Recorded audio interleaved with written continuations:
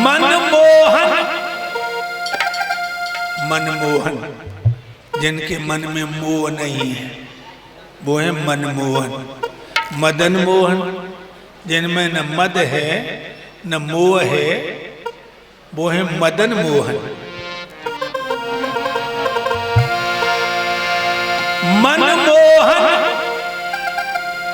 मनमोह नहीं जो सबको भेद छुपाती में, स्वामी काल की भेद पाती में, राजा काल की भेद पाती में, दया काल की भेद पाती में।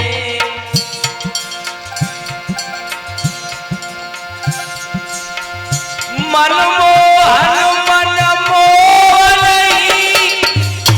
जो सबके भेद छुपाती में, अमोल काल की भेद पाती में, भैया काल की भेद पाती में।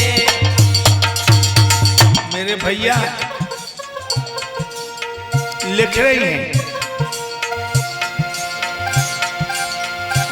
होते पंख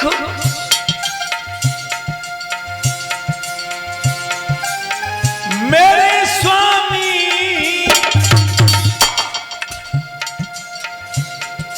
तो दोहर कई को उड़ आती, राजा काल की भेद पाती में, दया काल की भेद पाती में, सुधीर काल की भेद पाती में, गोपाल काल की भेद पाती में। मेरे भैया लिख रही हैं, हे श्याम क्या कोई हमसे वो अच्छी मिल गई तुम्हें, क्यों भूल गए? कौन सोत ने फांस लो बक आय के गाल छराती में, राजा काल की भेद पाती में, योगेंद्र काल की भेद पाती में, बलराम काल की भेद पाती में, सुनील काल की भेद पाती में। और लिख रही हैं, क्या गुरुदेव? मोए 5 मिनट को कहीं मिल जाते, त्रेता की बात बताती में, सैया काल की भेद पाती में, विजय काल की भेद पाती में, मौसी काल की भेद पाती में, गुरुदेव काल की भेद पाती में। भैया तिथि के अंदर जो ना आते तो पेट फाड़ के मर जाती में,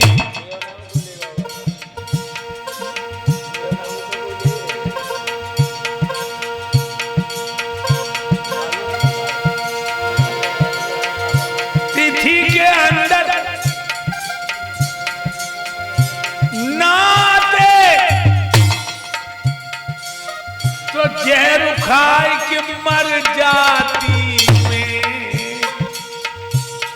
स्वामी क्या लिख भेजूं पाती में, दया काल की भेद पाती में, महेंद्र काल की भेद पाती में, आकाश काल की भेद पाती में। मेरे भैया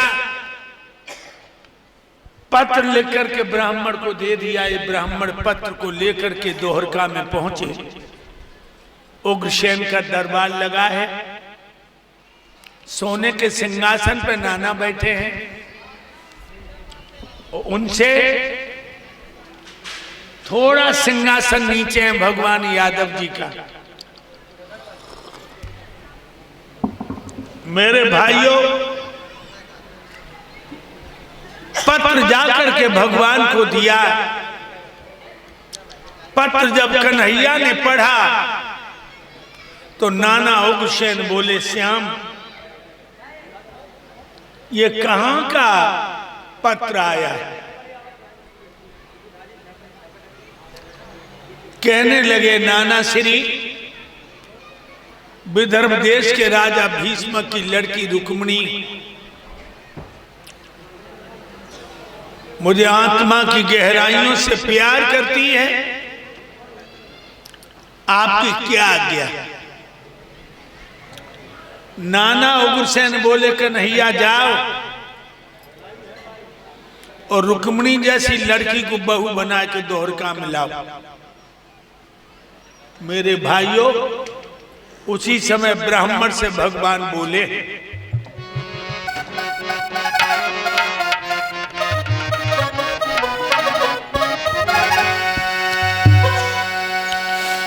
ब्राह्मण देवता जरा ठहरो, मैं रथ तैयार कराता हूं, मैं रथ तैयार कराता हूं। दुष्टों को मार के जल्दी से रुक्मिणी रानी को लाता हूं, रुक्मिणी रानी को लाता हूं।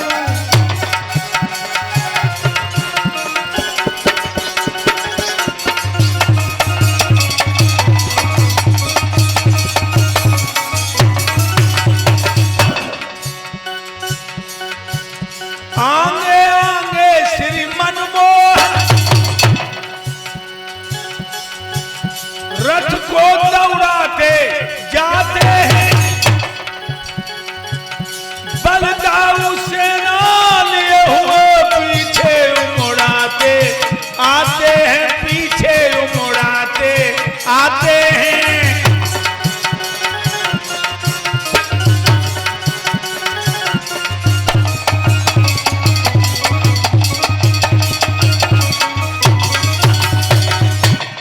आगे आगे भगवान कन्हैया रथ को दौड़ा रहे हैं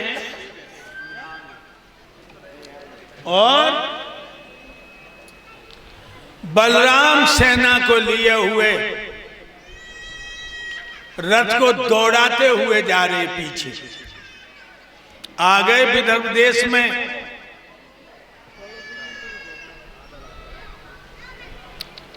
चौबारी में भगवान ने बारात को रोक लिया और ब्राह्मण से कह दिया, जाओ रुक्मिणी से कह देना कि शेर की खुराक कभी गीदड़ नहीं खा सकता।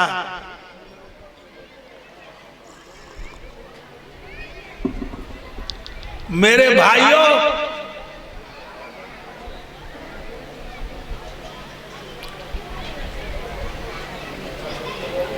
ब्राह्मण रुक्मिणी के पास आए हैं और कहने लगे, बेटी अब रोना नहीं।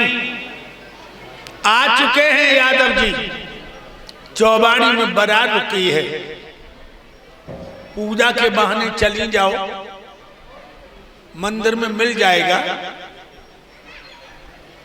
और रथ में बैठ के द्वारका को चली जाना, किसी को भनक नहीं लगे। क्योंकि दो दूल्हा एक दुल्हन बिना झगड़ा हुआ नहीं बचेगा। ब्राह्मण इतना संदेश देके चले गए। रुक्मिणी 16 श्रृंगार करने लगी। मेरे भाइयों, चौमुखा दीपक जलाया, मंदिर को चली हैं तो श्री सुखदेव जी राजा परीक्षित को बता रहे हैं कि रुक्म आ गया। बोला, ए रुक्मिणी कहां जा रही हो? रुक्मिणी कहने लगी, भैया पूजा करने, अकेली नहीं जाओगी। 1500 जवानों को बुला के कहा मेरी बहन को ले जाओ और पूजा करा के लाओ। 1500 जवान तलवारें भाले बंदूकें लेकर के रुक्मिणी की रक्षा के लिए साथ हैं। मेरे भाइयों मंदिर में आ गई, मंदिर में घुस गई। 1500 जवान, एक लाइन इधर एक इधर, बीच का रास्ता राजकुमारी को खाली।